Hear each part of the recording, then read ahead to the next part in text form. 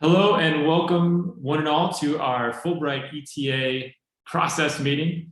The main aim of today is to introduce you to the Baylor Fulbright ETA application process in detail. We've talked about it to some degree so far, and we've posted different things on our Baylor Fulbright website and some other places too.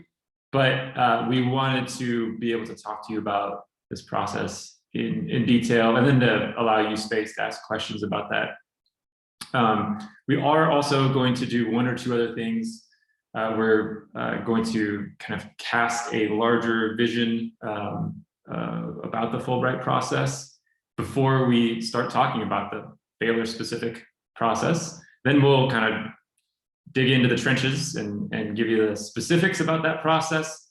And then we are also going to talk just a little bit about letters of recommendation and some specific details there before offering a space to you to ask some questions. And now that I say that, we'll have a time of questions at the end, but if you have questions throughout, then either just put your hand up or you can type it in the chat function. So either way, but we're happy to answer these questions as we begin.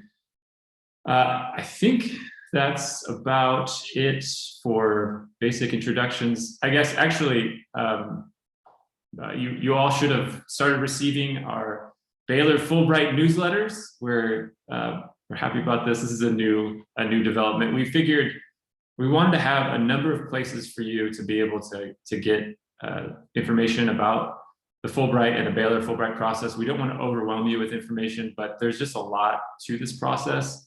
And so we want to be able to just have some clear lines of channels of communication to you. So that Fulbright newsletter is going to be coming out every Monday. I'll be emailing it to you. And so that will have both kind of immediate information if there's a deadline coming up or something like that. But it will also talk about offer some reminders about other kind of larger things. The Baylor Fulbright website, the website on the Office of Engaged Learning website is we're still going to offer some information there, and that's where we've put the recordings for these workshops and info sessions. And then a much promised Canvas page. I haven't invited you to it yet because I'm still doing some final tweaking of different documents there, and so but that will be a repository of just tons of information for you, like essays from previous winners and just some other guidance. That I've said this last week, but I will invite everyone to that Canvas page on sometime this week. I'm almost finished updating it. So that's all I have for some introductions here. Dr. Hogue, I'm going to kick things over to him because he's going to talk about some big picture things before we jump into our Baylor, the detailed Baylor process. All right, thank you, Dr. Baniewski. So it's really great to see all of you here and some familiar faces and some not so familiar faces, which is just wonderful. It's funny the way this Fulbright process works. We are, in this phase of launching this cycle right now. And we're also in the phase still of learning the fate of last year's applicants right now. In fact, we just learned 2 more yesterday. So it's, it truly, in some respects, it's a like a 24/7 store or something, right? It's something that it's something that's always in process for us. And this is really the exciting phase of it. As we're beginning the process truly, I mean, as Dr. Baniewski is going to start to talk about process in a moment, I mean, it's a crafting process. And I don't, I use that term with intentionality. I mean, what you're doing with this application is telling about yourself, connecting the things you've done to the things that you hope to do with your life, and drawing a line through Fulbright as you do that. And that's it's a craft. And so we're excited to really do that brainstorming with you. This is an important phase before you ever put pen to paper, so to speak. This really is an important phase of trying to think well about how to do this in a way that's authentically you and speaks to what we know the Fulbright folks are looking for on the other side. So I want us to start really, again, Dr. Buniewski mentioned, I'm going to be in the big picture here to start. And what I want to do is just sort of set a couple of expectations for this. I think it's important. Anytime you're going to launch into a process, it's going to be a year of your life, in one form or another. I think it's important for you to know what to expect and to know, some of what we expect of you and what you can expect of us, and also what Fulbright expects of all of us. So the first thing I guess I want to say is some of what you can expect from us is that we are here to be your guides through this process. And you probably have already heard us say before, and it's not going to be the last time you'll hear us say, a lot of times when you have a question, there's a good reason for you to have a question, because Fulbright is confusing. It can seem sometimes like this really Byzantine, really kind of elaborate system, and that's because it is. And a lot of times the answer to your question is going to be, it depends, let me find out. Because there just are so many, every Fulbright award, we have this name that we use, Fulbright, as if it's one thing, and it really is not. Every award is different, every commission is different. There are some things that are uniform, certainly, and we're going to talk about some of those things today. But there are nuances to each of them, and so our role is to be that guide for you. And so our commitment to you is that we are going to be responsive to you and going to be helpful to you. And so that's probably commitment number one from us. Commitment number two from us is that we're going to demand excellence from you. We think that you are capable of excellence, and my dog is talking to us now as he chases his tail behind me, so sorry if that's loud. But we're going to help you be your best self and put that on the page so that others can see, these Fulbright readers can see just how extraordinary you are. And so you can expect from us that we're going to always demand a little bit more. That on the format of these applications is that they're short, and because they're short, and because we know you have a lot that you need to say and want to say, there's a real art to that. And so it's in some ways your application might not feel fully settled until it's in. And so that's partly because we're always going to be trying to push you to make this a winning application. I guess maybe the final thing in that vein that you can expect of us is you can expect us to be kind about that. I mean, we are today we are joining Team Savin, and we are joining Team Lindsay and Team Gloria. Like we are on your side here, right? So anytime we are demanding more out of you, it's us pushing you. It is us trying to help you excel and help you help you to win, which we think is a positive good. But as part of that process, help you to learn about yourself and articulate about yourself in effective ways that I think apply to things far bigger than Fulbright. And so I think you can expect that from us throughout this process. So a couple of things that we expect of you, and again, sometimes this list of things we expect of you is the same as what Fulbright expects of you, and we just get to be sort of the conduit of that. But the first thing that we expect of you is, if you submit a Fulbright application, the expectation is that you will do the Fulbright Award if you are selected, right? So you will carry this thing through. If you submit that application and win the award, you will accept it. And there are a host of reasons for that. Some of which is that this is Fulbright showing faith in you, and that's an important thing. Part of it too, we have a little bit of maybe institutional self-interest in that. You benefit in your application this year. You benefit from the Baylor people who have gone before you and been excellent Fulbright winners. And our belief is that you owe that to the people who will come behind you. And so if we have a bunch of people who apply and don't accept their Fulbright awards, guess what? Fulbright has some institutional memory as well. And it just sort of looks like these Baylor students aren't serious. These Baylor applicants are just submitting this because it sounds fun or something. And so there is an expectation that if you win the award, you will accept the award. And so we just like to make sure that's pretty clear all the way, from the beginning up front. The second expectation we have from you is, just as we will read and promptly, as promptly as we can, respond to correspondence from you, we expect the same in reverse, which is that when we're sending things to you, we expect that you're paying attention to those things.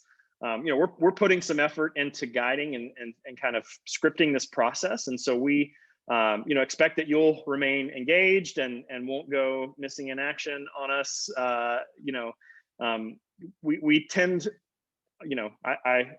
I like to hear Dr. Beniewski talk. It's nice, but we don't talk just to hear each other talk. A lot of times when we are sending you something, it's because there's something that needs to, that's to your benefit that you need to know. And so we just expect that you're reading those emails.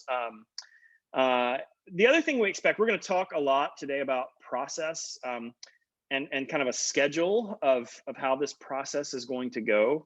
Our expectation is that you stay on pace, that you stay on schedule, starting now all the way up until submission.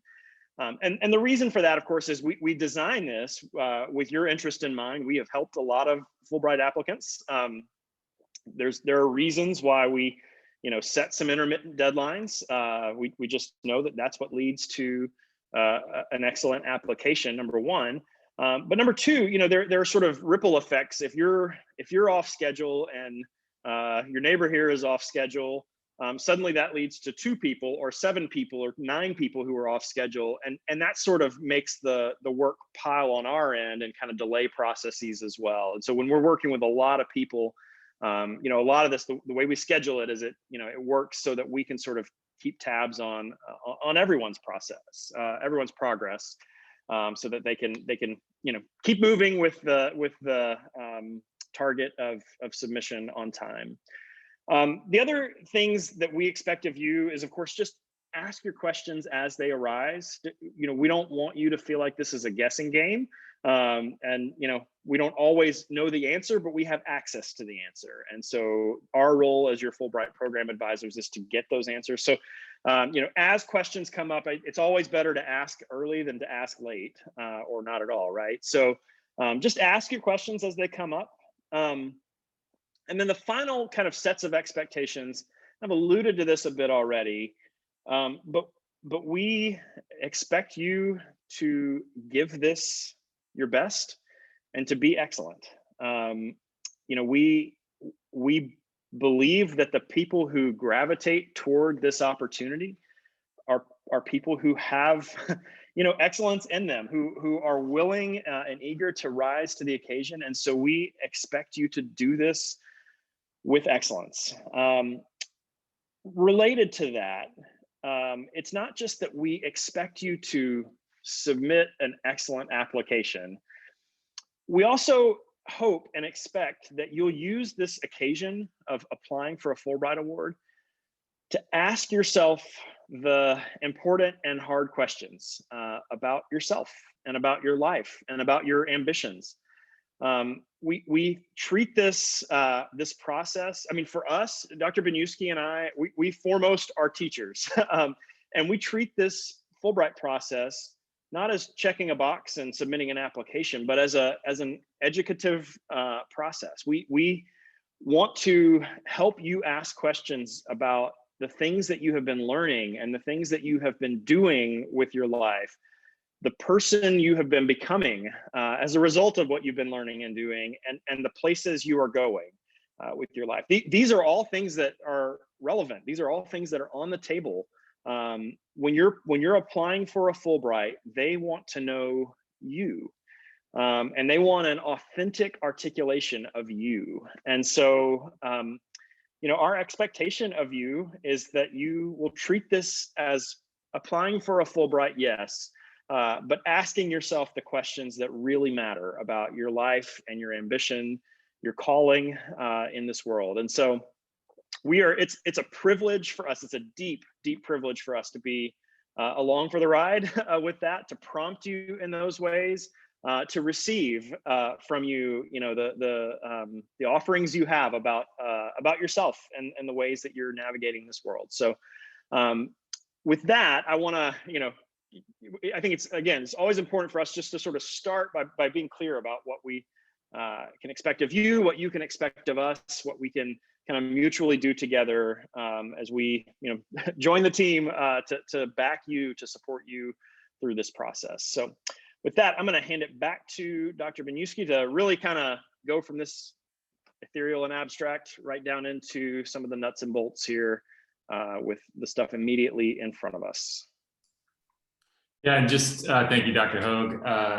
Just to reiterate something that he noted, that we really do, we love helping each of you as you develop your applications and turn in really strong applications. We really want you to win. That is a main aim. But also we do see as another good of these applications that it does require you to reflect in some ways that you may not otherwise do, and not just reflect but articulate that in writing, which is sort of taking things another step. And we just see that that's just a good thing for humans to do from time to time. And so we've gotten. We get emails from applicants who, they win and they are very thrilled and excited, and we're proud of them and very, very thrilled and excited. But we also get emails, win or lose, from students who say, oh, man, I know you said that this is a process that helps me think about myself and others in different ways, but it really did. You were right. So we really deeply believe in this process. Okay, so to get to jump into some of the details here, I'm going to, in a second here, I'm going to share my screen. I've created this document that just lists out a bunch of different, mostly different dates, but it's kind of a month by month look at what this application process will look like from May all the way to October 1st, which is our Baylor deadline for the Fulbright, for you to submit your applications. And we, for any award that we work with students, there's some level of scaffolding. The Fulbright has more scaffolding than most or any other awards, in part because we work with lots of students, so the volume is different, but also we've just found that, as Dr. Hoag was noting, following these steps, and not to make this into some kind of rigid thing necessarily, but to give you the scaffolding with which to create the edifice of your application, to take a metaphor perhaps a step too far. But there you go. That's sort of the really the reasoning behind this kind of scaffolding. All right, I'm working at 2 screens here. I'm going to share my screen with everyone. All right, there we go. So this document, I wanted you, as I was talking, I wanted you to be able to see what I was saying. I feel like that's helpful to have, to both see and hear, but also know, taking notes probably would be a helpful thing here, but also I'm going to post this on our Canvas page, so you will have access to this throughout the process. But again, this is a month by month look, and just looking at some of the things that we'll be doing and that you'll be doing here in the coming months. And as things move along, you'll see that at least over the summer, there's some flexibility to kind of design when you're a part of some of these meetings, whereas in May, and then once we get back to the school year, there's a little bit less flexibility. Let me just run through each month here and introduce some of the things that we're going to do. So right after the semester, we're going to have a couple info sessions here. As you can see, this document is for both people doing an ETA and a study research award. So some of these things will not pertain to each of you. But on May 7th, we're going to have an essay info session where we're going to talk in detail about both of the essays and what we found to be really helpful for those writing the essays. We don't, there's no formula, there's no magic formula, but there are specific things that we find that you really will need to talk about and that are very helpful. And so this info session is just to introduce you to some of this information.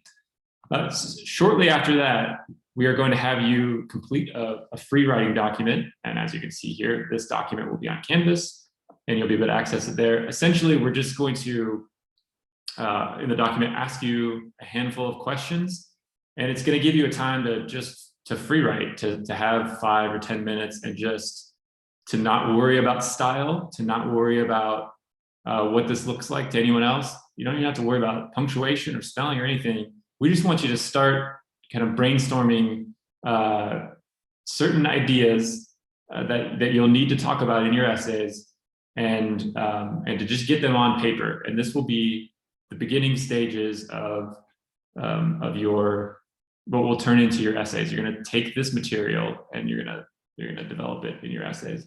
But that's just a helpful place to start. And so and that will be after the info session. So you'll have just some more a better understanding of what these essays might look like.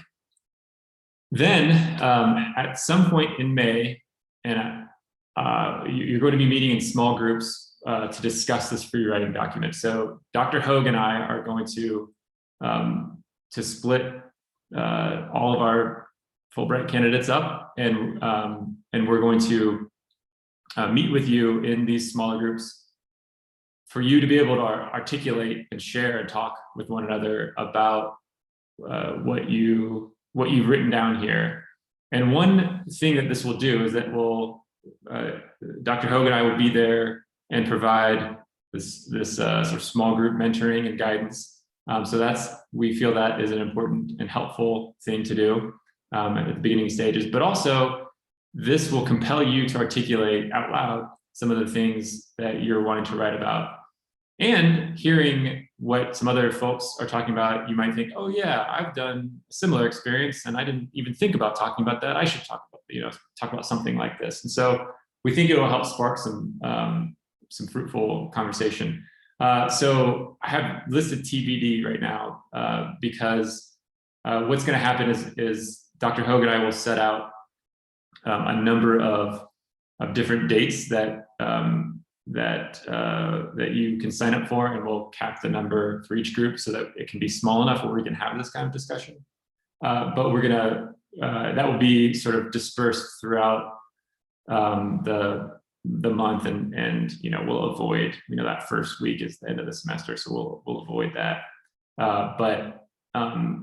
So we will send out more information about this.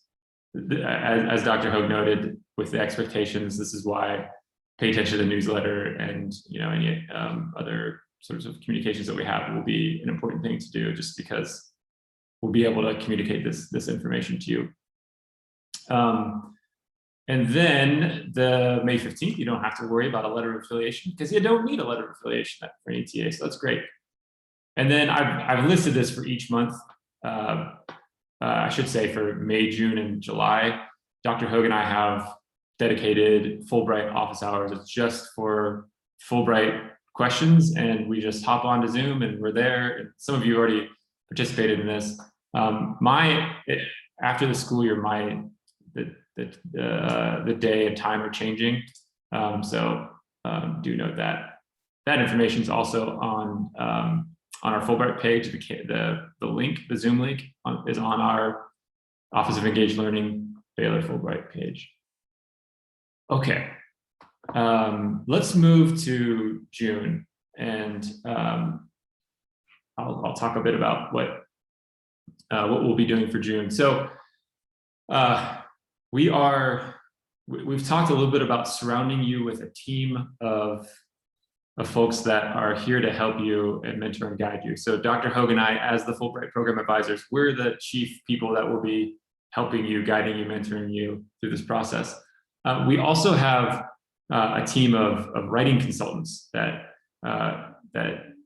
we've brought on board that are going to be helping you with your essays on a sort of, as I say, day-to-day basis, on a month-to-month basis over the summer here.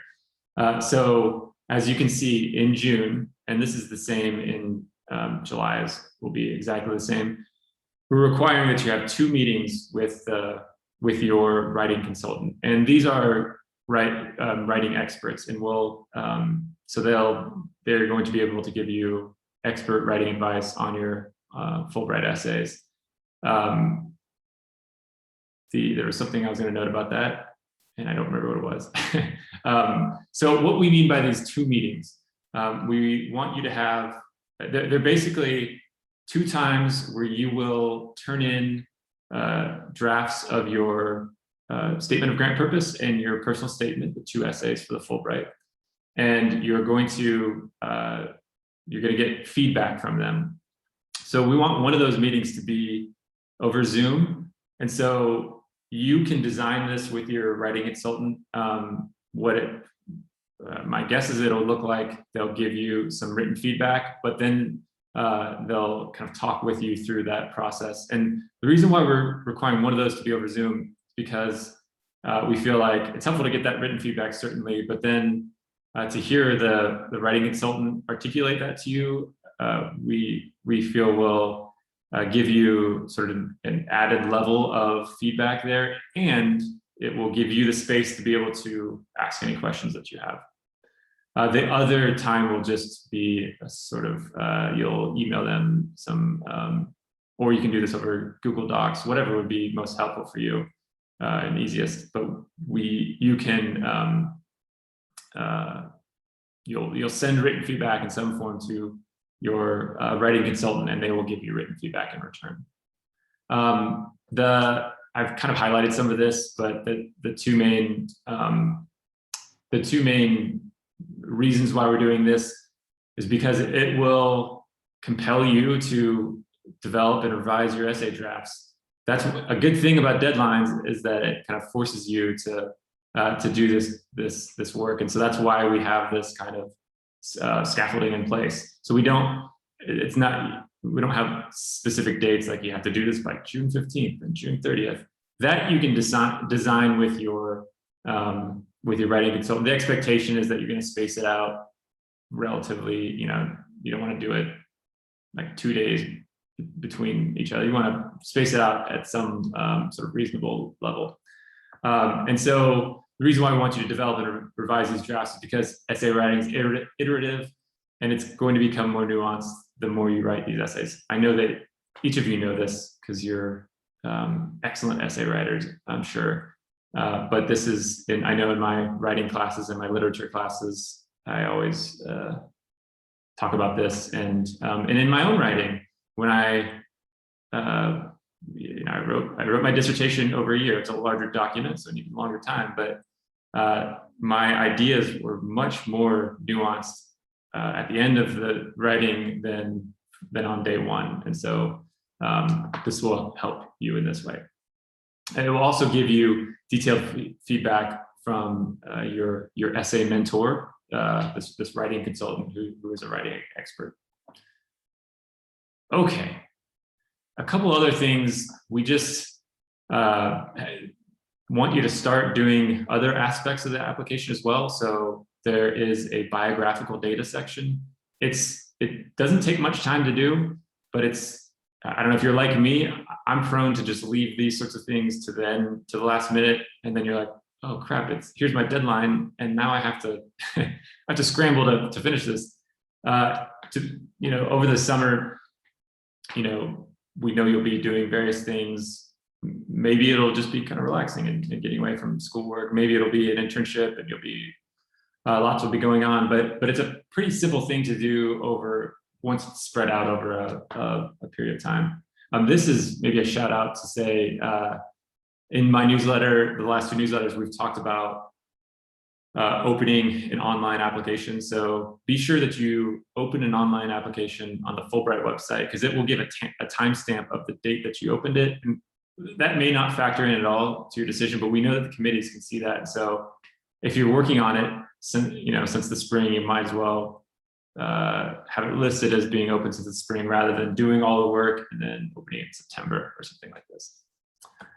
And then this letter of affiliation does not, you guys don't need to worry about that. July, it's much the same. So same two meetings. Office hours are still there and available. Continue. I'm actually going to revise this. I meant to say continue completing your biographical data. And that's it. Okay. Now, once we get to August, things change a little bit. So we still want you to continue drafting your essays. We're only requiring one draft, but we would love for you to do more. Keep drafting even more. I would encourage you to do that. But the reason why we listed only one, well, I'll get to that in a second. Actually, no, I'll get to that right now.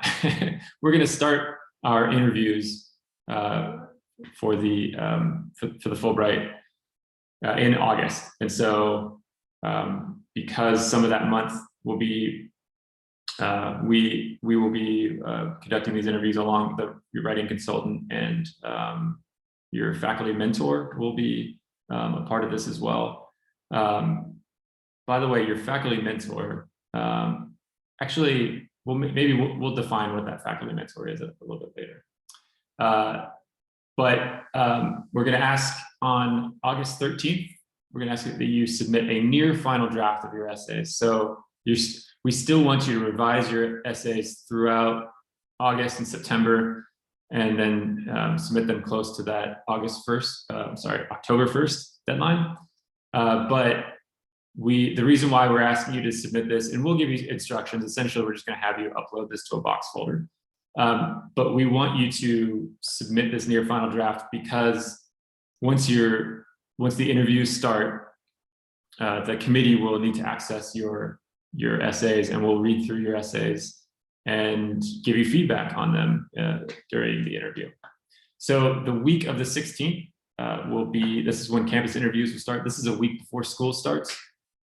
I know there's a lot going on at this time of year, but in order to interview everyone and to stay sane for Dr. Hogue and I, we just need to start this in August. And so we're going to be interviewing from this date and then throughout the month, at least most of September. A couple other things, or maybe just one other thing to note. We ask you to start doing another aspect of the application. Request your official transcripts through BearWeb. You'll request it it's called an e-transcript. And I say your official transcript. You don't want to request I'm getting in the weeds here a little bit. You can ask questions about this later. But the unofficial transcripts that you can just immediately download, they don't even have Baylor University on them. You want the beautiful Baylor transcript. And I mean, once you actually open the email, it's technically not official, but you don't need official transcripts, but we just want the one that looks really good. I think that's the best one to turn in. We'll give some more guidance about where to find that and how to do that. Okay, we're almost to the end here. September, as I noted, campus interviews. You may have already done yours in August. You're going to continue your essay revisions and ignore letter of affiliation. And then here we are. You're going to submit your application by October 1st. The national deadline is, and I keep saying, did I say October or August? I can't remember. It's October 1st. You might note that the national deadline is October 12th. And so there are a couple of reasons why we have this a little bit early. It just gives us, we don't want to leave it up to the last second, because that, might give us a heart attack, and we don't want that. We want to make sure that things are just turned in, and we don't even have to worry about that. Another thing it does is it also, so as a part of your application, we write what's called a CCE form, or a campus committee evaluation form, and we sing your praises on this form. We also would like the time and space to be able to write these, and so having an earlier deadline allows us time to write these forms. Okay, I know I have just thrown a lot of information at you here, so I'm going to stop sharing here, and maybe I'm just going to open things up here.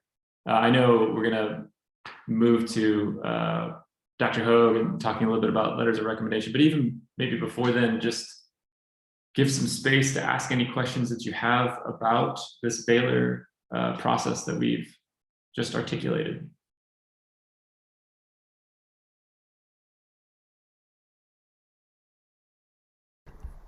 Yeah, Raquel. Hi, I'm Raquel Nunez. I'm a grad student here at Baylor, and I also did undergrad here. So I wanted to apply last year, but I was a little late to the application process, so here I am. I just had a question about the transcripts. So you said we have to request our official transcripts. Since I went to Baylor for undergrad and I'm now doing grad school here, would I request both of those?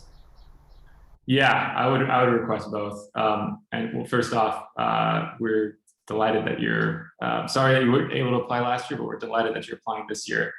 Yeah, so you would just request both. And so you're, depending on what kind of program you're in right now, it sounds like maybe you'll have 1 year, you have 1 year's worth of coursework, and then the fall's coursework that, won't be complete, of course. But yeah, you would want to request both. Okay, perfect. Thank you. You're welcome. Can I piggyback off of hers? I am in the same program as Raquel and Gloria, and so I don't know how many other graduate students are here, but for all of us that are graduate students, do you need our undergraduate transcript, official transcripts, as well as what's coming from Baylor? Yeah, you'll want to request both. Okay. Yeah. Perfect. Thank you. What program are you guys in? Spanish. Nice. MA in Spanish. Spanish linguistics, yeah. Very cool. So we're teaching. We'll be teaching 1301 next semester, and we were teaching 1301 lab. We just finished today, actually, so it's a big day. Oh, cool. That's great. Yeah. Well, it's exactly the sort of experience that you want to have as you're applying for an ETA. So that's wonderful. Awesome. Other questions about the process, or the process side of things? I have one. So I know you sent out in the newsletter the requirements for applying for Fulbright as a whole. Are there any Baylor specific requirements that we have to meet in addition to those to be able to apply? Baylor specific requirements. Are there? I don't think so. There are not any additional, except that basically the way the Fulbright process works is you're going to be applying through Baylor, which, by the way, we have not made this explicit, and I want to go ahead and use this occasion to make this explicit. When you open your application, we don't have the same view that you do, but we know that somewhere in the early phase of opening your application, you are able to indicate that you are applying through Baylor or applying independently. Please apply through Baylor, and there are a few reasons for that. It just is better for you as an applicant. Your fate will be improved by doing that in the eyes of Fulbright. They get a little suspicious if you're applying independently and saying, "Well, now, what does Baylor know about her that that makes her want to go outside the process?" So check that you are applying through Baylor. what that does also is it allows us access to your application. Otherwise, we won't have on our end of the portal, we wouldn't have any access to your application if you weren't applying through us. The other thing that happens, Dr. Baniewski alluded to this, when you apply through Baylor, Baylor has to endorse you. And so it's a built-in part of the process.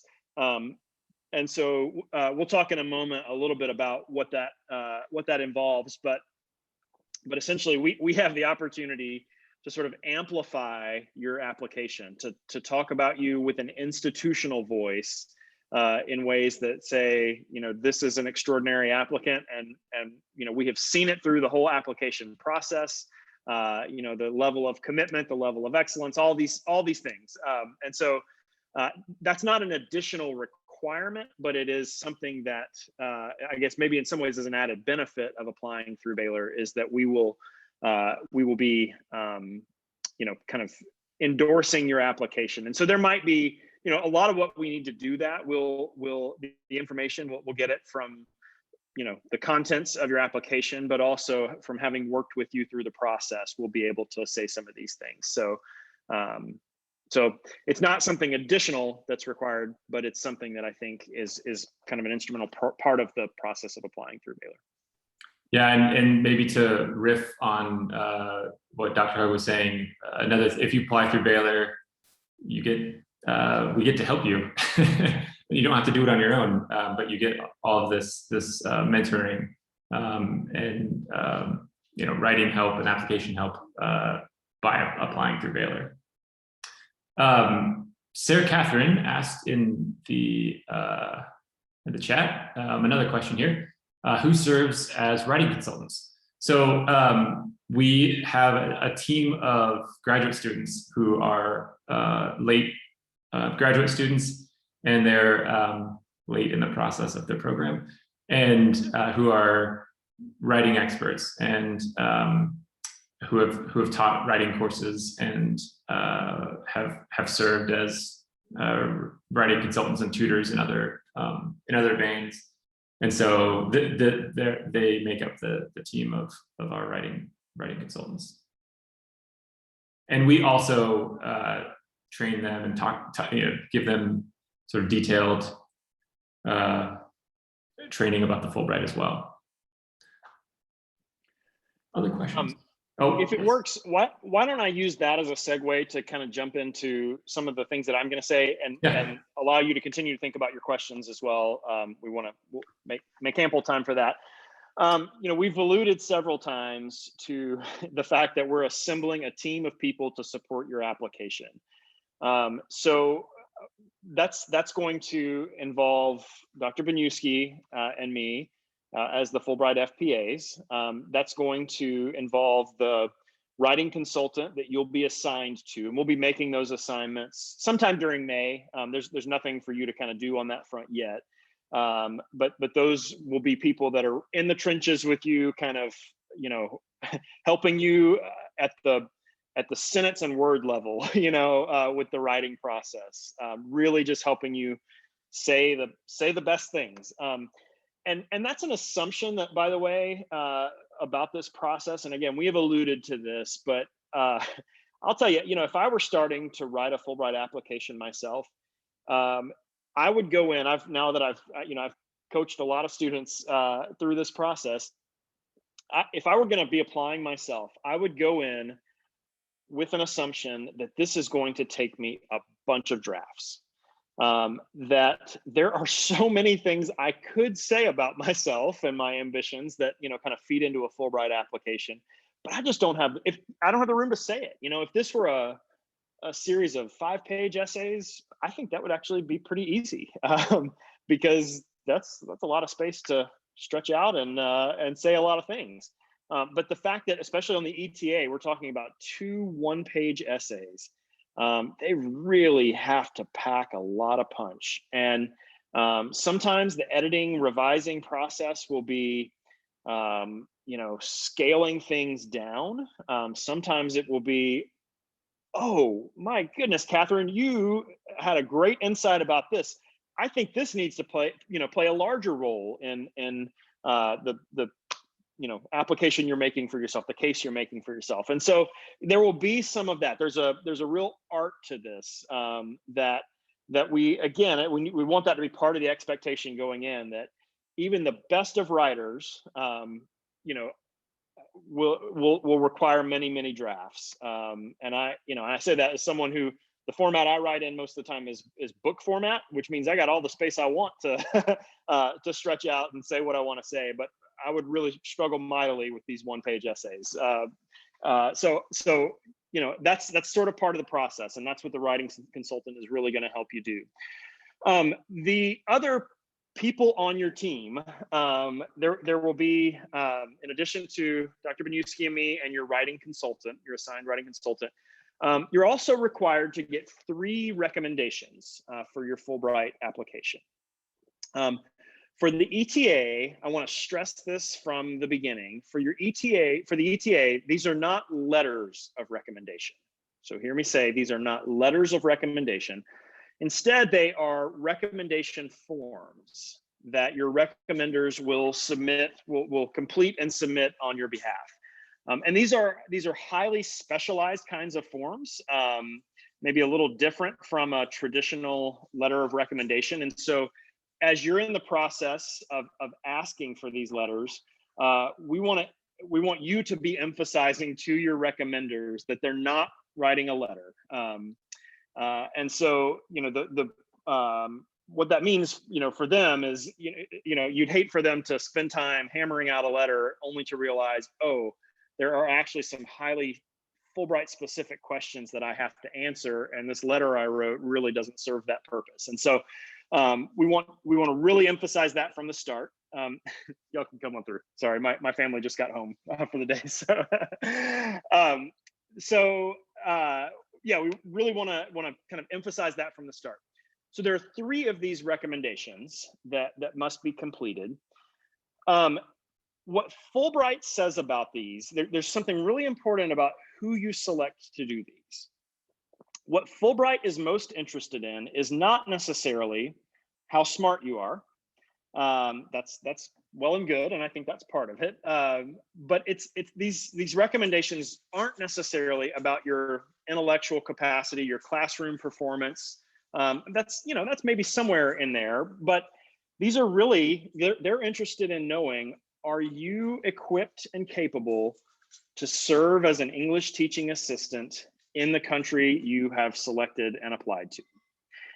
And so the question you need to ask yourself is, who is best positioned to articulate that?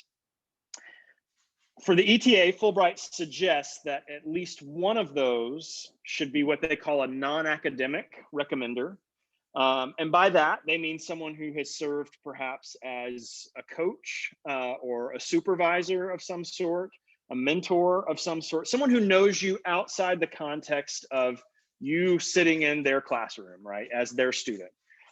So at least one of those. Now, it's actually entirely possible that if in your case there are the 3 people who would be best equipped to talk about your ability to serve as an English teaching assistant in the country you've selected, if 2 of those are non-academic, we think that's actually fine. That's actually great. Probably it would make sense for one of those at least to be an academic recommender. Just, this is the Fulbright US student program. You are applying as a student, right? So probably it would raise a little bit of a suspicious red flag if you didn't have any professors talking on your behalf. But the sort of magic number is somewhere 2 academic and 1 non-academic, or 1 academic and 2 non-academic. Probably one of those 2 combinations would be best for that. One of those recommenders, we're going to ask you to identify, actually, one of your academic recommenders, we're going to ask you to identify as something we call the faculty mentor. This is a person who is going to join the campus Fulbright committee to serve as one of your interviewers when it comes time for your Fulbright campus interview. And that person, who presumably is the professor who knows you best, That person is also going to, in addition to writing your recommendation, is going to be the person who helps us draft the campus committee evaluation form. So we're going to ask you early in the process to go ahead and make that identification of one person who is best situated as your academic mentor to serve as an integral part of your team. We like to emphasize to that person, we, by the way, will reach out to that person once you've identified them. We like to emphasize to them that we're not asking for some, 100-hour commitment over the course of the summer or something like that. It's a pretty easy thing for them to do, but it's something that, we're going to sort of ask them to, essentially to join the team, right? To be part of your support system, to join in the interview process, to be, in addition to writing that recommendation, to also be part of writing the campus evaluation. So that's something that we're asking you to begin to sort of get underway here early in the process, as Dr. Beniewski explained. We want you to go ahead and identify who those people are. For some of you, it might be the case that you're about to do you realize I'm about to do a really pivotal summer internship. And it might be the case that the person who is going to be my supervisor, maybe I don't know them yet, but probably by the end of the summer, they'll be really able to speak to some of these things, right? So, we're not asking necessarily that all the asks are made at this stage if there's a, extenuating circumstance like that. But to the extent that it's possible, we hope that you can ask your writers as early as possible. In fact, for professors, before you leave for summer break, it would be best to go ahead and make that ask. Just to put this on their horizon, to let them know that you're serious. The other thing that I want to say about, and then I'll turn to your question in just a second, Raquel. The other thing that I want to say about the letter or the recommendation process is because these recommendations are so highly tailored to the Fulbright, we want you to be able to make an offer to your recommenders that you're willing to help them with the process. So they're going to be asked some things that maybe they wouldn't typically address in a letter of recommendation, about your cultural adaptability, about your ability to, interact with people in different cultures, about your potentially your ability to be a classroom teacher, a teaching assistant, some really highly specific things that maybe they wouldn't have observed by just, having had you sit in a classroom. And so it's, potentially it's likely to require you to have some additional conversation, maybe even provide them with some anecdotes that they can include. That might feel, I want to tell you this, that might feel presumptuous on your part to suggest to a professor, hey, I'd like to help you if you need help. But I'm going to tell you from the professor side of things, please tell your recommenders that. They want to do what serves you best. If they agree to do it, they want to give you the best possible recommendation. And because this is a highly tailored recommendation form, they would welcome that sort of help. By the way, because of the nature of the form, because of some of the questions that it's going to ask you, that probably could have an impact on who you ask to write a recommendation. So, I'm sitting here, I'm looking at Kara Hollingsworth up there on the right side of my screen, and you know what? I've actually been abroad with Kara Hollingsworth before and seen her do some cultural adaptation in the midst of a evacuation from a global pandemic. And I've got an angle that I think probably applies to Fulbright because of having had that experience with her. Now, I'm not suggesting that, I'm not pressuring you to ask me to write one of your recommendations, Kara, but what I am saying is,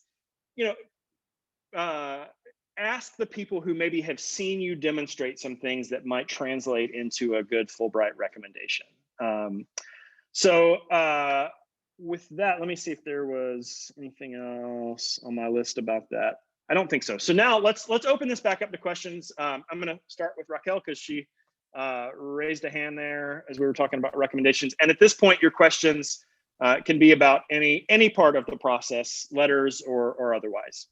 Sure. I just have a quick question. So you would like for us to email you this faculty mentor then by the end of the semester, right? Just send you an email with the name?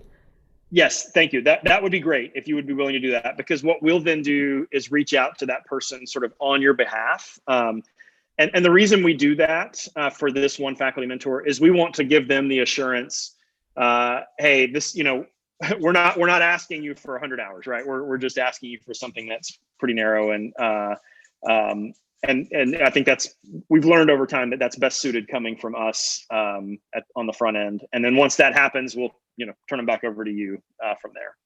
So yeah, if you could identify that person and let us know by the end of the semester, that'd be great. All right. Real quickly. Kara, go ahead. Yeah, if I could just step in here. So we're actually, we don't want to Google form you to death, but maybe for us, I think it'll be.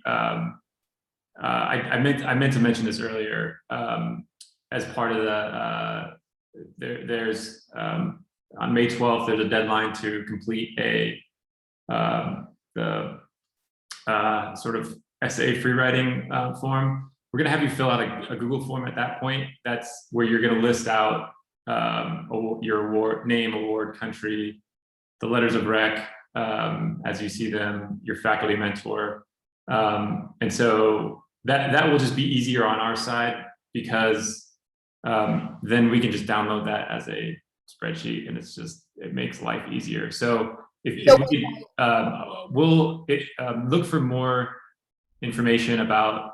We'll send out a link for that in the newsletter. So yeah, that's just one thing to note.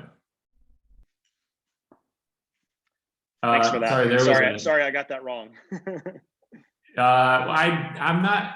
I think we might have finalized that. I don't know if we did or not, but just knowing. I don't know. That will make life easier for us. Yep, it will. I like that. All right, the Catherine, Kara, Kaylin group. I think I see a hand up. Yeah, it's me that asked the question. I noticed that on some of the, I was looking through the different countries and things, if they have a requirement, like a language requirement, then one of your recommenders has to be a language professor. Is that in addition to the other, or is that that would be your academic recommender and your language recommender, or how does that? Thank you for bringing that up. We should have brought that up already. That's a great question. So for those of you who have noticed this, some countries require that you have a certain language proficiency. Our general rule of thumb, and it's pretty rough, this is not an exact science, but our general rule of thumb is often, if it's a language taught at Baylor, you probably have to have some proficiency to apply to this country or to a country where that's spoken. If the language is not taught at Baylor, you probably don't have to have any proficiency. That's inexact, right? Always look.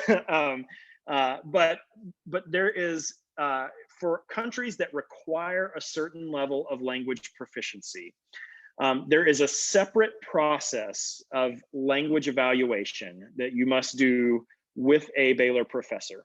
So that is, to answer your question directly, Catherine, that is something that's separate and apart from the Fulbright recommendation, recommendation forms. That is a language evaluation. That person could potentially be one of your recommenders, and that person is just going to pull double duty for you. And that would be up to you to ask them to do that.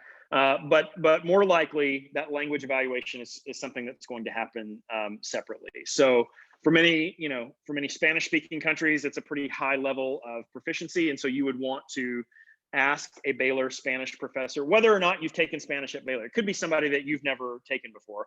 Our foreign language, our modern languages and cultures faculty are really generous with their time in offering those language assessments.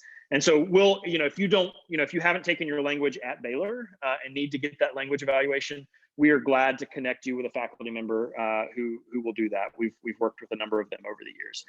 But just want to also emphasize for some of you, you're applying to countries that don't require any language proficiency, and therefore you don't have to do a language evaluation. So just make sure you're looking closely at the award you have chosen.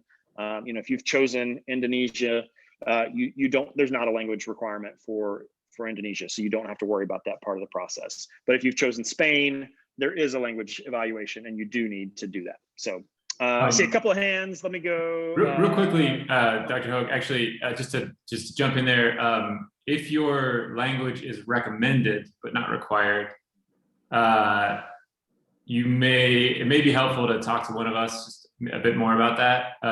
But the general rule of thumb is, say, if it's a recommended novice level, then I would recommend we would recommend still doing that foreign language proficiency, just to, even though it's not required, you're able to demonstrate, hey, I've got this, I'm at least at this novice level.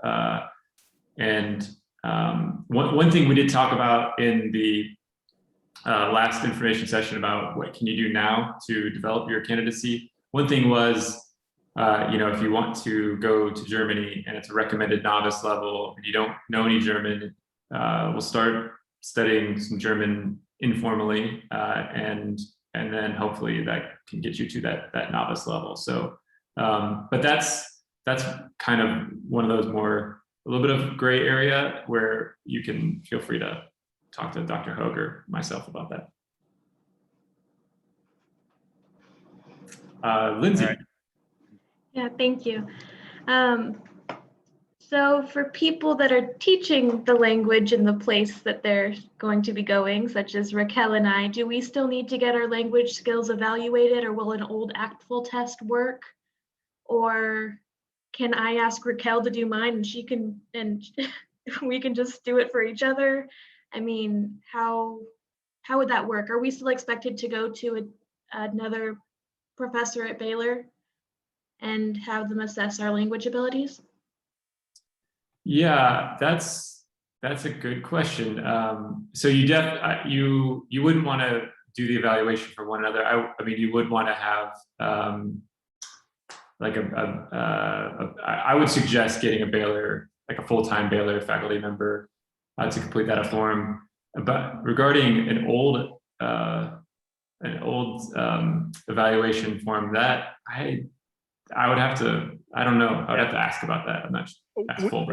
We could look into that particular answer. But what I would say to you, Lindsay, is, go to, I don't know, Dr. Blackwell or someone in the department and say, I need this, I need this, form for the Fulbright language evaluation. Dr. Blackwell, the reason I mentioned her is she's done many of these over the years for students.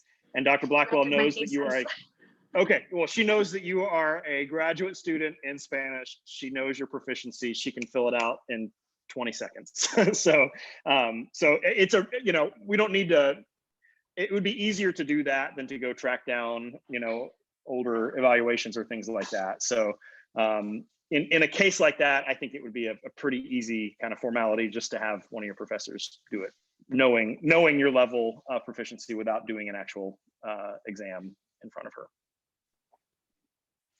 Go ahead, Raquel.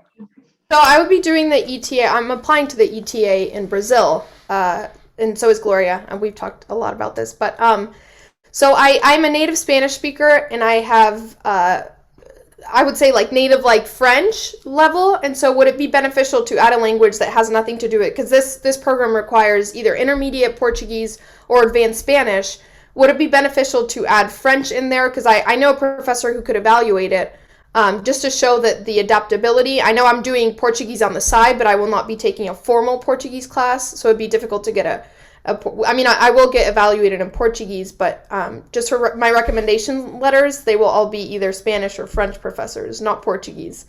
So would it be beneficial then to have a Portuguese or a French evaluation in there as well? The more the better, or should I just focus on Spanish and Portuguese? For that language evaluation, you would only need one for the required language for that award. So you wouldn't need to necessarily add a French evaluation. The one thing that I would say though is you'll want to talk at length about that in your application materials, that your level of proficiency in a variety of languages, right? Your continued learning of Portuguese, even though you've got this native and near native proficiency. The fact that you clearly love language needs to be demonstrated in your materials. And so the only ones you would need that evaluation for would be the one that's required for that country. Okay, and since it's either Portuguese or Spanish, would I include both of them? That's a great question. And if you're able to include both of them, I think probably so. But let us kind of check on that and make sure. Yeah, that might be a matter of us checking with the commission in Brazil to say this is someone that has both. So what would they prefer? So we'll Wouldn't add anything to the application, correct? say that again. Having my proficiency of French wouldn't add anything to the application. I can just leave that out, or I mean, I just don't know if it would be. We could, yeah, that's a good question. We can check on that. Dr. Beniewski, do you have any immediate? Yeah, I echo Dr. Hoag's thoughts. I don't think if you were to include it, it's not going to hurt. It's not going to harm your application at all. I don't think it's going to necessarily help. You really only need that Portuguese and or Spanish. So I would just do those two, whatever level you're at with those two, and then just as Dr. Hoag noted, in your essays, you'll be able to say, I'm fluent in Spanish, and I'm at this level in Portuguese, and I'm at this level in French, and I'm doing a master's in Spanish and linguistics, and language is what I'm all about, and I'm teaching language instruction as well. So that's the narrative that you'll be able to talk about. You'll be able to talk about the French in your essays. So you'll have space to be able to talk about it and demonstrate that. And they're not gonna, if this were I don't know, Benin, somewhere, in Francophone Africa, where you would need to demonstrate your French, then they would want some official documentation. But otherwise, I don't think that will impact things. And there are other ways to be able to talk about that. Other places. What's the latest date to submit that language evaluation to give myself the most time possible to learn Portuguese? I mean, up until when you submit your application. Awesome. Yeah. Great. Thank you. Sarah Catherine raised a hand. Yes, I did. So I was wondering, I know that you said that one of our professors should be a language professor. What I'm wondering is it at all disadvantageous if your faculty mentor is not a language professor? So like if the professor who knows you the best and your research and possibly teaching abilities and things like that isn't a language professor, is that at all a disadvantage? No, not at all. It can just, it would make sense that it's someone who knows you really well and knows you're fit for the ETA really well. And so that could be a professor from a variety of different disciplines. So no, that wouldn't have to be a language professor. Other questions? Kara. Okay, so you mentioned that we'll have a Google form to fill out with like our letters of recommendation professors and the faculty mentor. And I'm assuming we should ask the professors we would like to write our letters of recommendation before putting their names on there. But should we also talk to the professor who we would like to be our faculty mentor and just be like, hey, I'd love it if you would do this for me, and I was gonna put your name down. Like, would you be willing to do that? Would it be okay if I put your name down, or should we like leave that all up to you guys to like reach out to them? Like, would it be beneficial for us to mention it or no?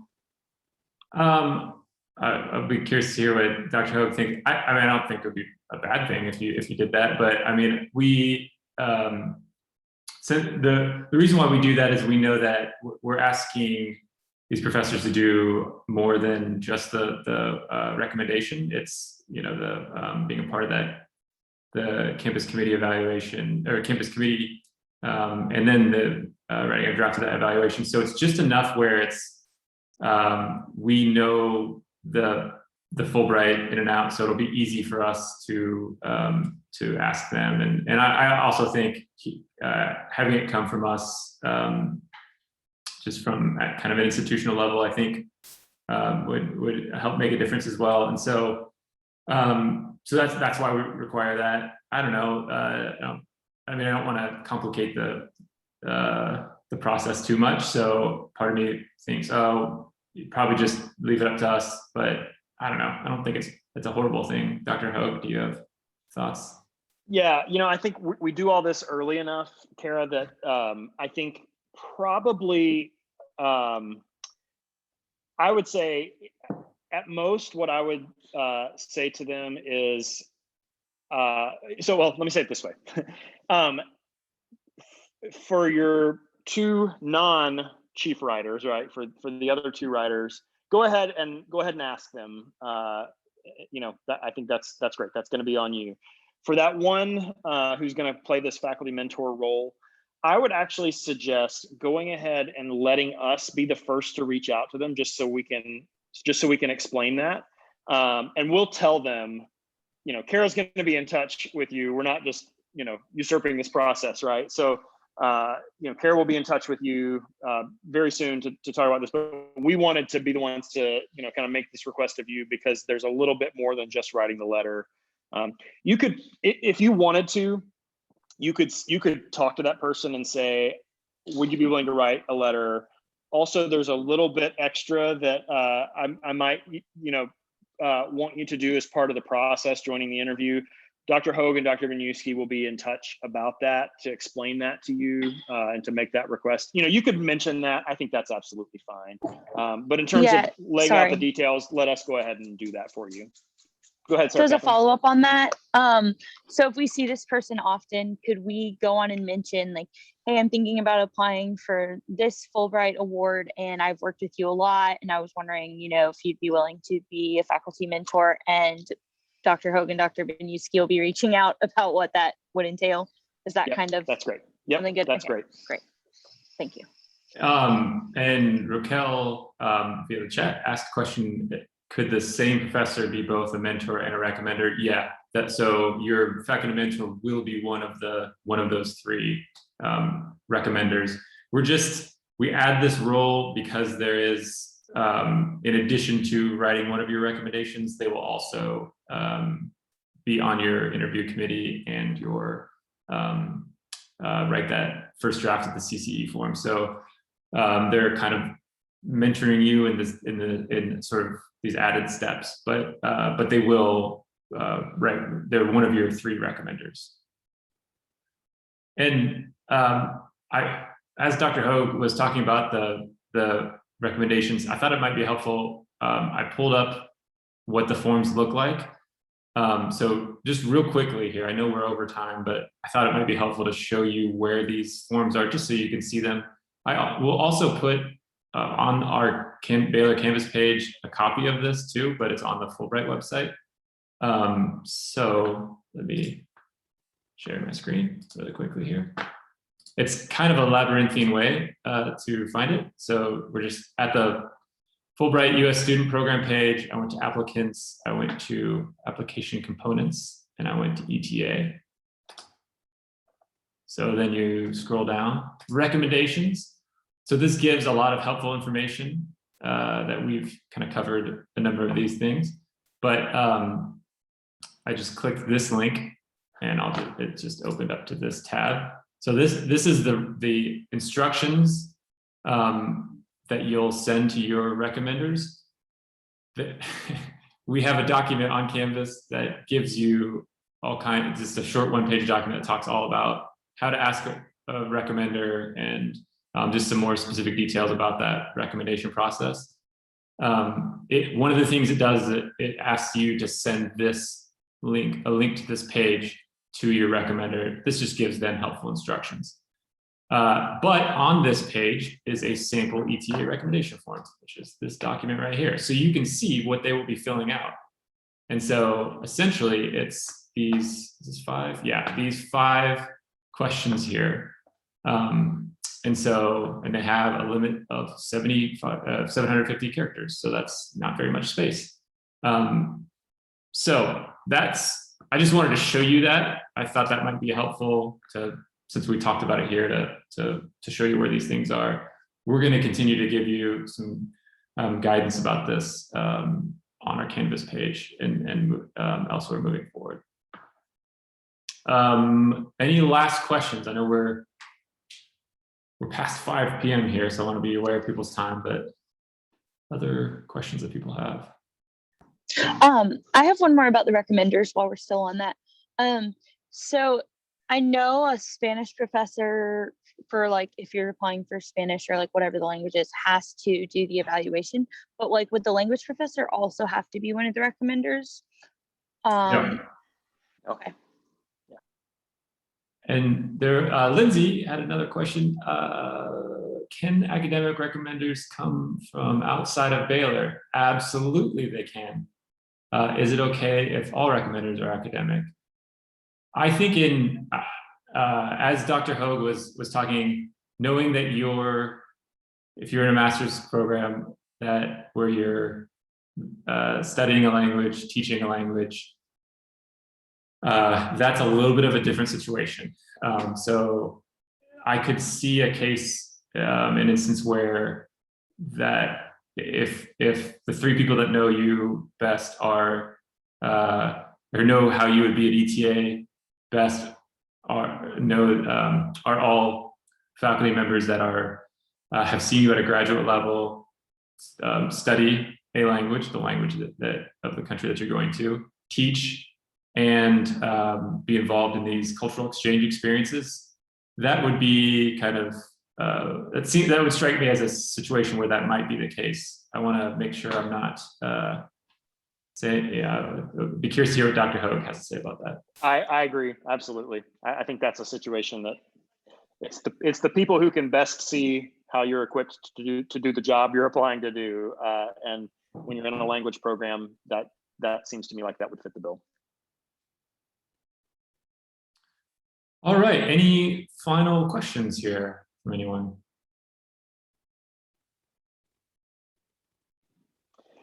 Great. Let us emphasize, as questions come up, I mean, that's why we hold the regular office hours. So those are questions, or those are times, we don't have any agenda. We're just there to answer your questions. So please feel free to drop in anytime to those. If you can't, let us know and we can set up a different time as well to chat about those things. So the questions are sure to come up. So just know that we're always happy to answer those.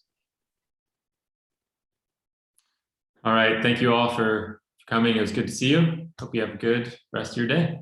Thank you. Thank you all. Thank you.